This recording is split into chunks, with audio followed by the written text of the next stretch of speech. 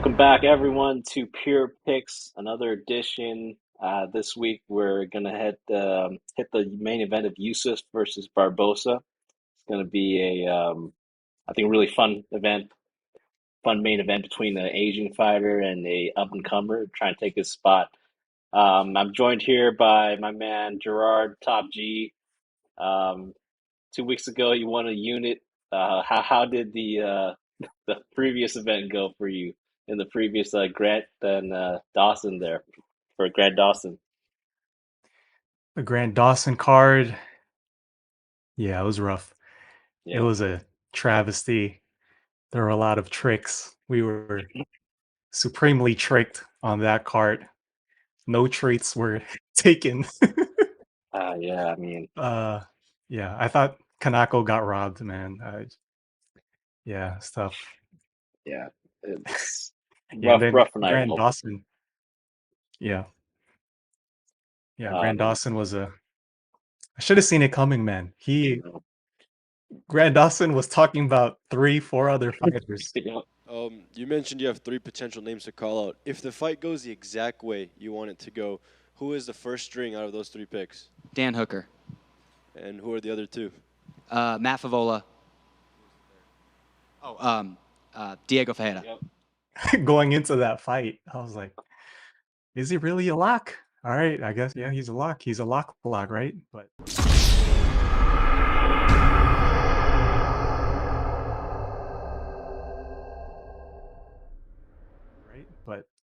we got tricked. Yeah, I mean that's just one of those things, a lesson that I learned from that event. And I didn't do that great either. I ended up losing like 2 units overall. I hit one of my like two bets, then the parlays just busted because I had Marotte in one of them, and then Dawson the other one. So I think that Mm, just not a great night overall. But the one thing that I did learn from that event was, I think this game, it's much easier and probably much more value and ROI to find a guy that you can fade, like a Ricky Glenn, right?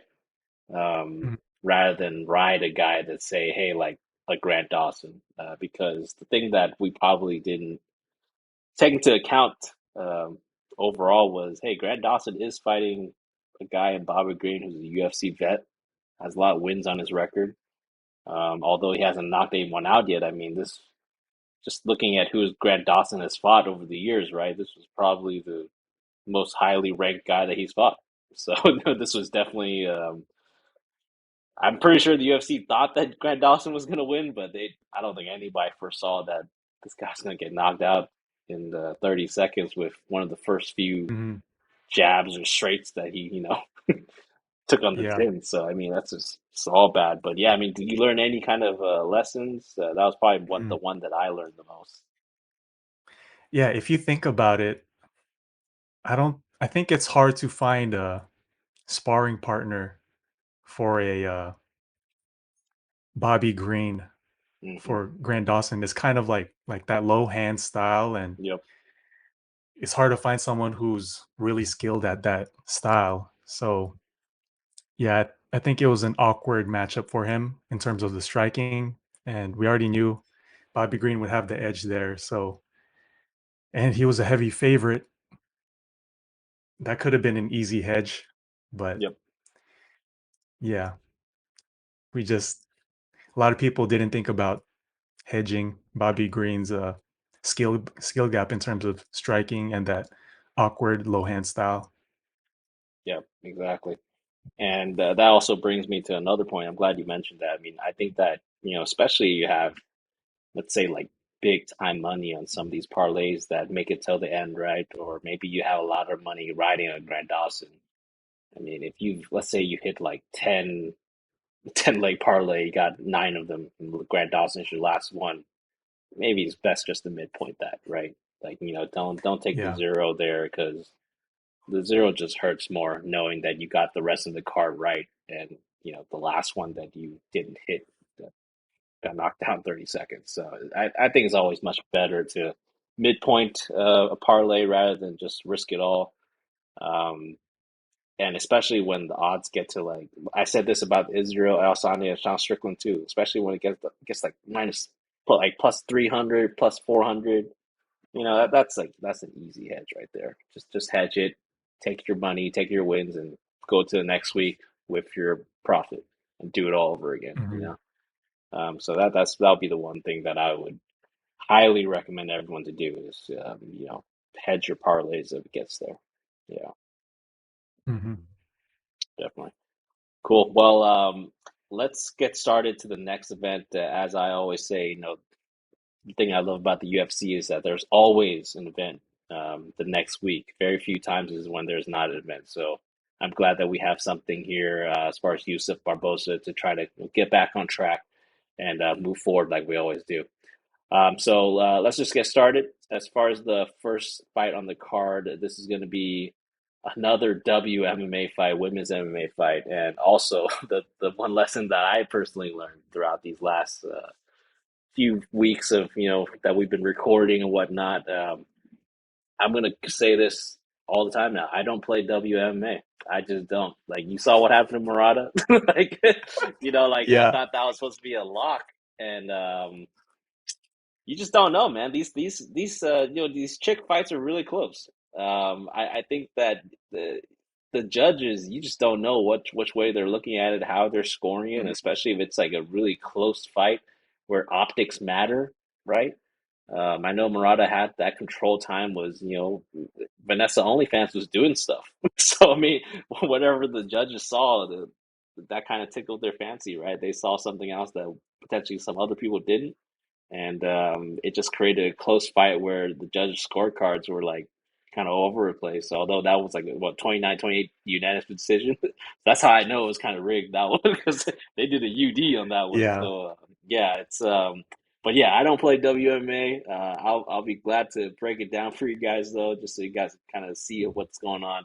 All right, let's move on to the next portion of the breakdown, the final portion, and we'll just kind of see what kind of parlays or what kind of bets or picks that we have going on that could be good plays right now.